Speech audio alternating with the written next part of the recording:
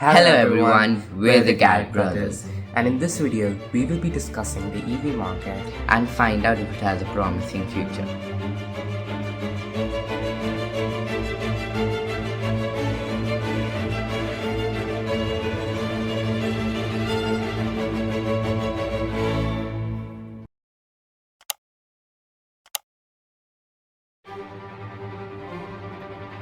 First, let's talk about why exactly it matters.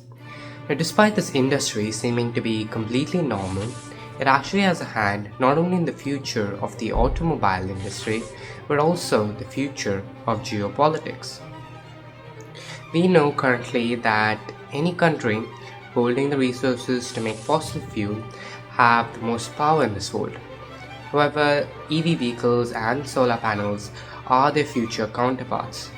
Therefore, we can argue that any country that control the resources to make these EV vehicles and solar panels will have the most power in the future.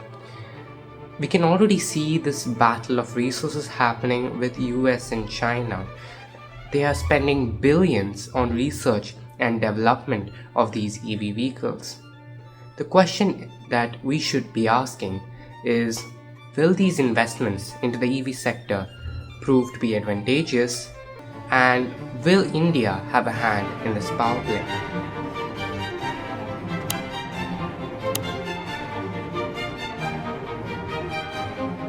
Now that we have gone over why it matters, let's go over the ecosystem of the suppliers. First of all is the cell manufacturing and the battery packaging industry. Second of all is EV component industry. Then comes the software and telematics industry. Then is the auto OEMs, which is original equipment manufacturers. After that comes the charging manufacturing industry. Then the mobility industry. And out of all these suppliers, the battery pack is the most important. That itself takes about 30 to 40% of the cost. This is where the geopolitics slowly comes to play.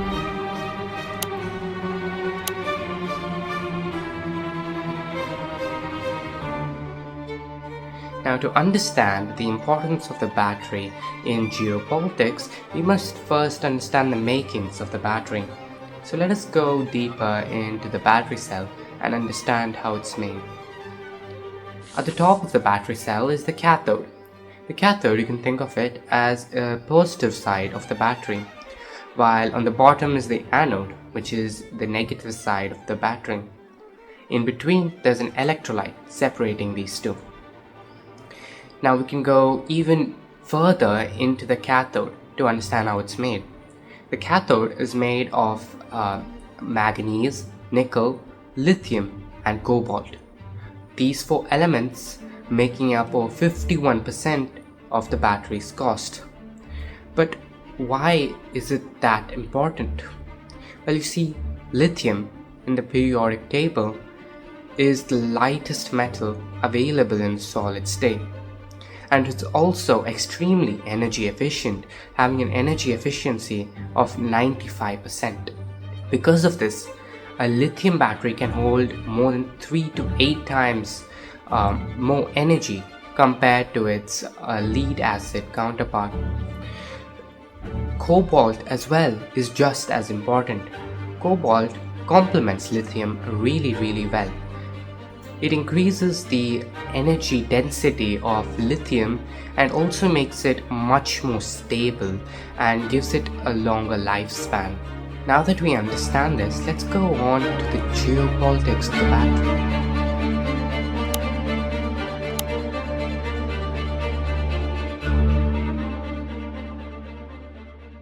Okay, so that's how a battery cell works and what's inside of it. But what about the geopolitics of the battery? The country that controls the power source would control almost the entire EV industry. In this case, it's China. Lithium mines are commonly found in Australia, which has about 55%, Chile, which has about 25%, China, which has about 13%, and Argentina, which has 6%. Well, wouldn't that mean that these countries would be at the top of the EV market? Well, not exactly. because all of these countries except China, they sell off all their lithium to China. Why? It's because lithium has to be processed before it can be sold, and unfortunately for them, China holds 60% of the lithium refining capabilities in the entire world. And second of all, China holds a huge stake in a lot of the mines. For example, 51% in Greenbushes mine, Australia, 51% in a lithium project in Argentina, second stakeholder in SQM Chile, and they make heavy investments into lithium in Bolivia. Even more surprising, China manufactures 75% of the world's lithium-ion batteries. This is because China holds 148 out of the 200 of the battery mega factories in the entire world. But what about recycling? It is one of lithium's greatest advantage compared to normal fossil fuel. Isn't it theoretically possible to buy a lot of lithium from China and recycle it?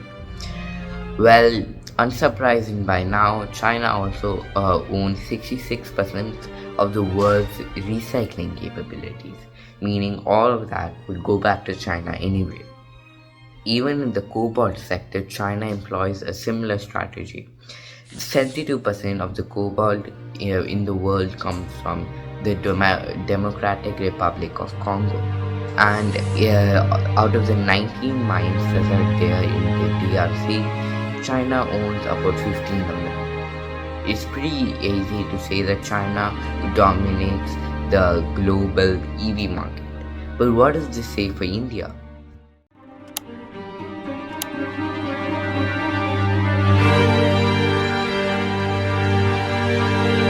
Now, before addressing China's monopoly over the EV sector and also the effect it will have on India, I think it's better to first understand the state of EV vehicles and the EV sector in India itself.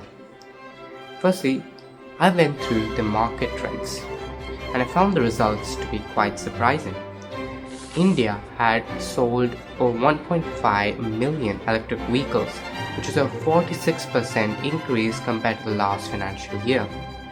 We can even go deeper into these electric vehicles and see which type of electric vehicles held the most market share. And this is where the part gets interesting. It was not four-wheeler passenger cars which had a 2% market share, nor the two-wheeler electric vehicles which had a 5% market share, but it was the three-wheelers having a surprising 54% market share. It goes without saying that these three-wheelers were found to be the most sold in the market. But why?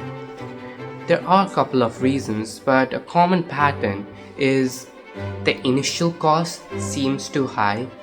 Now, although an electric vehicle has a better total cost of ownership compared to its combustion engine counterparts, the initial cost throws away most of the customers from buying electric vehicles. Another cause for concern for most customers is the limited charging infrastructure. However, we can say that this is slowly changing as the Indian government is making attempts to increase the number of charging stations in India.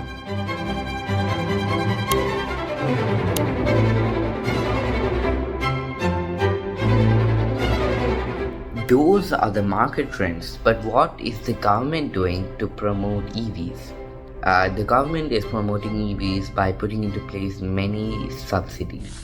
These include the PM E-Drive scheme, the Flame 1 and the Flame 2 scheme. It's safe to say that there is enough government support to increase the sale of the electric vehicles. Although all these subsidies have been put into place, the prices of EVs still remain high. In the coming years, with all the innovations that are expected to happen in this field, the prices will surely come down. Maybe it'll even be cheaper than its counterparts.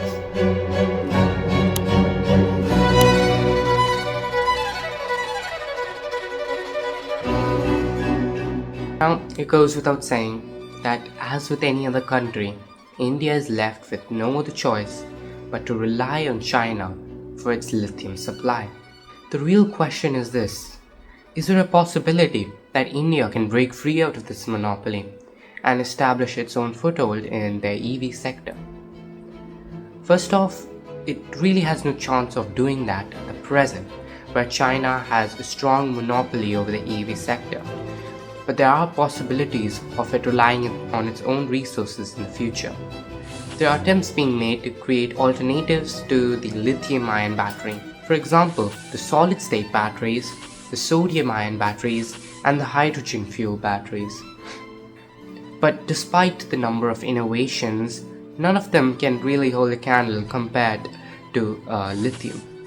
Secondly, is finding lithium reserves in India. There are certain rumors of lithium reserves or possibilities of them in Rajasthan and Jammu and Kashmir. However, they are not proper lithium mines yet, and until that is confirmed, we cannot really say if these lithium mines will be ever functional. And there is another key flaw with this alternative, which is that even if India manages to have a proper functioning lithium mine, it still needs to give its lithium resources to China for recycling. And thirdly is to get investments abroad. The same strategy which China is employing. Since the lithium reserves in India are still in the inferred stages, it's better to simply buy a lot of stake in lithium reserves or mines in foreign countries and therefore get lithium like that. So now let's backtrack back to the question we asked at the beginning. Is investing in the EV sector any good? We can say for certain that the EV sector is certainly promising, but is it promising for India? Now, despite China's obvious monopoly over the EV sector, just because of the possibilities of innovations and the growth it offers, we can say that the EV sector is a good idea and a good place to invest in. The government is also trying to mitigate the risk of China's monopoly, but we must still remember to tread carefully. Thanks for watching this video, everyone. If you found this video useful, please like and subscribe. And this is Garrett signing off.